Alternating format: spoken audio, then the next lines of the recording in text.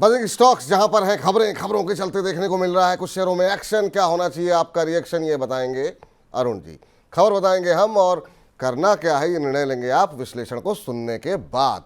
तो चलिए एक एक करके जरा स्क्रीन पर लाते हैं। और सबसे पहले जहां पर सबसे अच्छी रफ्तार देखने को मिल रही है वो है रेलवे। जी हाँ, रेलवे शेयरों में शानदार तेजी, बेहतर नतीजे देखने को मिले हैं आईआरएफसी के। उसके बाद से शानदार तेजी देखने को मिल रही है। कंपनी का जो मुनाफा है वो 33.5% बढ़ा है। आरबीएनएल के भी नतीजे अच्छे रहे हैं। 1717 करोड़ रुपए का कंपनी का मुनाफा रहा है। आरबीएनएल की बात करें तो कंपनी को अभी दक्षिण रेलवे से 148 करोड़ रुपए का ऑर्डर जो है कल परसों में मिला है। कुछ दिन पहले 239 करोड़ का ऑर्डर जो है वो भी दक्षिण रेलवे से मिला था। तो ऑर्डर की बहार लगी हुई है और इसी के चलते आरबीएनएल 6%, आईआरएफसी 7%, टेक्समैको 2%, इरकॉन 1%, ये तमाम शेयरों में जो है शानदार तेजी देखने को मिल रही है। रेलवे शेयरों में और कितनी तेजी बाकी है ये तमाम हमारे दर्शकों के आईआरएफसी पे सवाल हैं, किसी का आरबीएनएल पे सवाल है। क्या उत्तर रहेगा सर आपको, ये तमाम दर्शकों को? देखिए विपुल जी, ये डेफिनेटली सुपर बुल ट्रेंड में है। सभी स्टॉक्स के रिजल्ट्स भी अब अच्छे आने शुरू हो गए। टेक्निकली भी सभी में अच्छी तेजी देखने को मिल रही है। लेकिन मार्केट में एक सूझबूझ आपको जरूर रखनी है कि जिसमें जिन स्टॉक्स में अच्छा मोमेंटम ऑलरेडी आ चुका है उनमें करेक्शन भी जरूर देखने को मिलेगा, चाहे वो अभी देखने को मिले या इलेक्शन के बाद देखने को मिले। तो थोड़ा प्रॉफिट बुक जरूर बुक करें इलेक्शन के आउटकम के पहले, एग्जिट पोल्स के पहले, क्योंकि स्टॉक्स में मोमेंटम काफी आ चुका है। ऐसा नहीं कि वन साइड आपको हर स्टॉक ऊपर जाता हुआ नजर आएगा। तो जो भी railway, defence, even power stocks में अगर आपकी ट्रेडिंग पोजीशंस है या आपने पोर्टफोलियो में थोड़ा बाई करके रखा है, नीचे के लेवल्स की बाइंग है, तो प्रॉफिट बुक जरूर करें। एटलीस्ट 20 से 30% का प्रॉफिट बुक करें। पूरा एग्जिट करने की राय नहीं है क्योंकि रिजल्ट सभी के अच्छा है। पोर्टफोलियो में जरूर रखें, पर थोड़ा आप कह सकते हैं कैश के साथ बैठे। तो अगर आपकी पोजीशन सभी रेलवे स्टॉक्स या फिर कुछ कुछ रेलवे डिफेंस में है तो मई एंड तक आप थोड़ा प्रॉफिट बुक करें। वापस अगर नीचे मिलता है अगले महीने किसी भी वक्त तो वापस री एंट्री करके चल सकते हैं।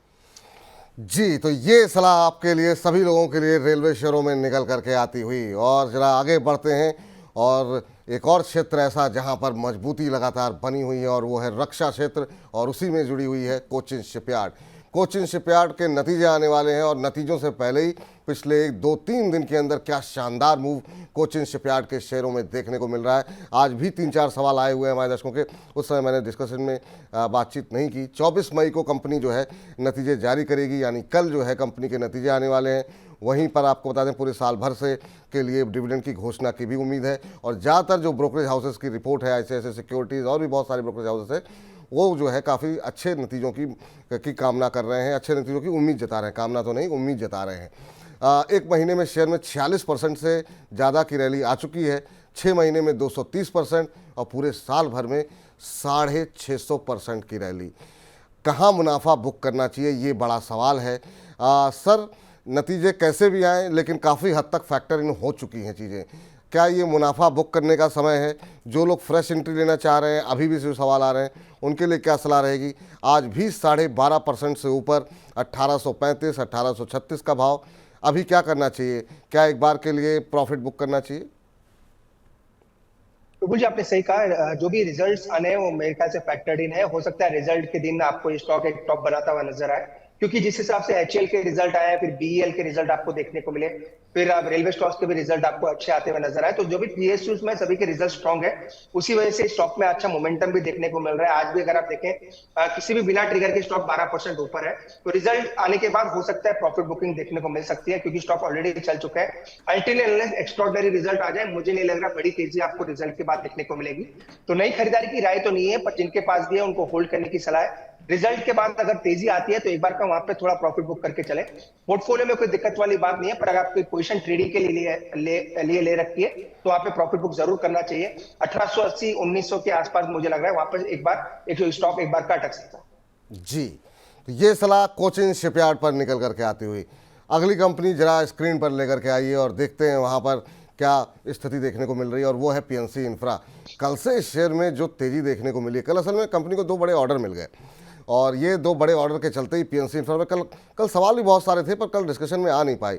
ये Maharashtra state road development corporation से जो है कंपनी को ऑर्डर मिला है। 2 ऑर्डर मिले हैं और करीब करीब 5,000 करोड़ रुपए के ऑर्डर कंपनी को मिले हैं, जो कि ये ऑर्डर आपको बता दें 13,800 किलोमीटर पुणे के अंदर जो है ये एक सड़क बनाने के लिए ये कंपनी को ऑर्डर मिला है। और इसी बड़े ऑर्डर के चलते कल काफ़ी शानदार तेज़ी और आज भी जो है काफ़ी अच्छी तेज़ी देखने को मिल रही है। पिछले 5 दिन में 27% और 6 महीने में 70% की रैली यहाँ पर आ चुकी है।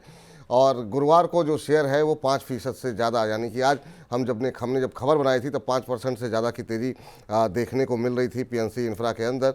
और अभी जो है थोड़ा ऊपर से हल्का हुआ है, लेकिन फिर भी 3.5% के आसपास, 3.25% के आसपास की मजबूती देखने को मिल रही है। क्या करना चाहिए सर पीएनसी इंफ्रा? नया ऑर्डर और ऑर्डर के चलते काफ़ी शानदार तेज़ी।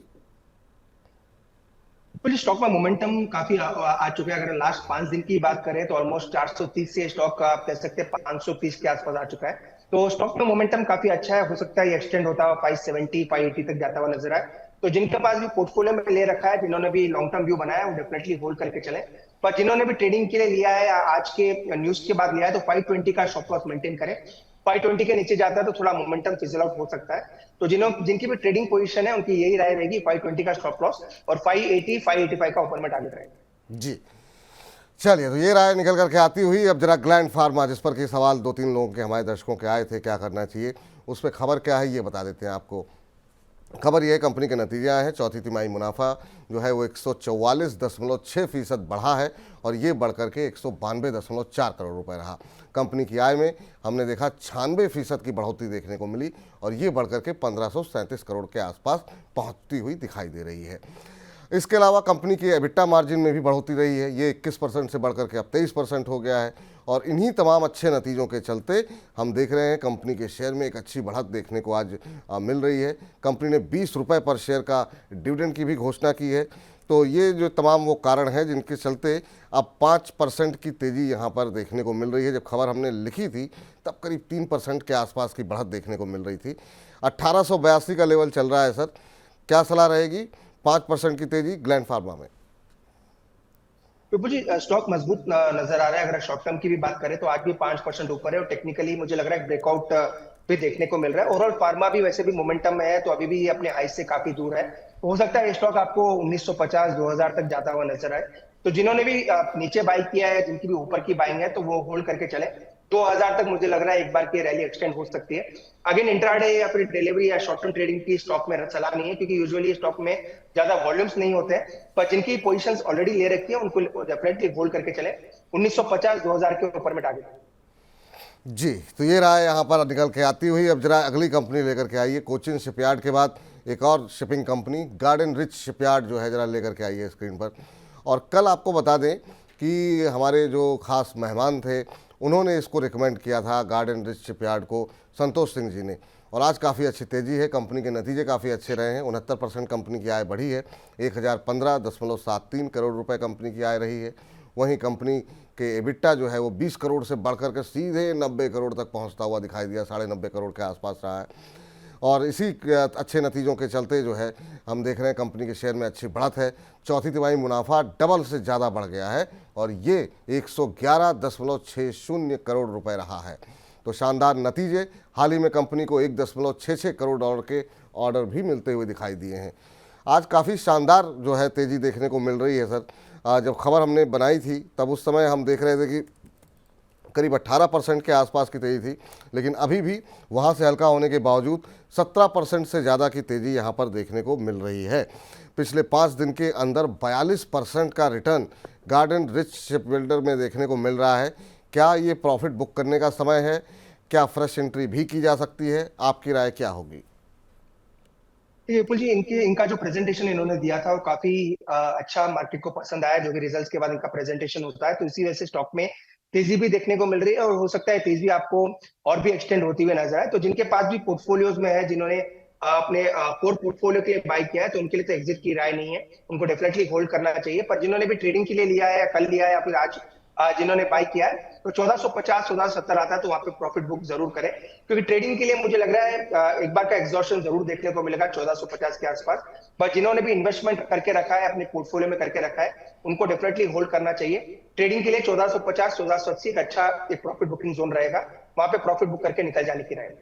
जी, चलिए, तो ये रहा यहाँ पर निकल करके आती हुई। और जरा आज की आखिरी बजिंग स्टॉक्स लेकर के आते हैं और जरा स्क्रीन पर लेकर के आइए पीजी इलेक्ट्रोप्लास्ट का शेयर। वहाँ पर भी हम देख रहे हैं कि आज मजबूती देखने को मिल रही है पीजी इलेक्ट्रोप्लास्ट में, और अच्छी जो है यहाँ पर खबरों के चलते एक मजबूती का माहौल देखने को मिल रहा है। 4% से ज़्यादा की तेज़ी यहाँ पर देखने को मिल रही है। कंपनी का मुनाफा 73% से ज़्यादा बढ़ा है और ये करीब 70 करोड़ रुपए के आसपास रहा है। कंपनी की आय की बात करें तो आय में भी अच्छी मजबूती रही है, करीब 30% बढ़ी है आय, और ये 1076 करोड़ के आसपास आती हुई दिखाई दी है। कंपनी के अगर बाकी नतीजों के मेन हाइलाइट्स पर नजर डालें तो एबिटा मार्जिन की बात करें तो ये 9.1% से बढ़ करके 10.8% होता हुआ दिखाई दिया है। शानदार नतीजे, और शानदार नतीजों के चलते अच्छी राय, अच्छी चाल देखने को मिल रही है। और FY25 को लेकर के कंपनी की तरफ से जो बातचीत हुई वो ये कहा गया है करीब 24% जो है का इजाफा देखने को मिल सकता है, करीब करीब 4% ऊपर 2475 का लेवल। कैसे देख रहे हैं सर नतीजों को? तो अभी आज अच्छी तेजी है 4% के आसपास की। देखिए बोलिए, नतीजे तो काफी अच्छे थे, आज भी 4% की तेजी देखने को मिल रही है, पर ऑलरेडी स्टॉक ने अगर आप देखें शॉर्ट टर्म में 2100 से कंटिन्यूसली स्टॉक 2500 की तरफ आ चुका है, तो नई खरीदारी की राय तो नहीं है, आज भी 4% ऊपर है। पर अगेन रिजल्ट चूंकि अच्छे हैं तो पोर्टफोलियो से कोई एग्जिट की राय नहीं है। नई ट्रेडिंग पोजीशंस ना बनाए, अगर किसी ने ट्रेडिंग पोजीशंस बना के रखी है, आज भी न्यूज की वजह से लिया है, तो 2420 का स्टॉप लॉस मेंटेन करें, उसके नीचे जाता तो वीकनेस बढ़ सकती है। ठीक, तो ये रहा यहाँ पर पीजी इलेक्ट्रोप्लास्ट पर निकल करके आती हुई, और इसी के साथ बजिंग स्टॉक्स में फिलहाल इतना ही।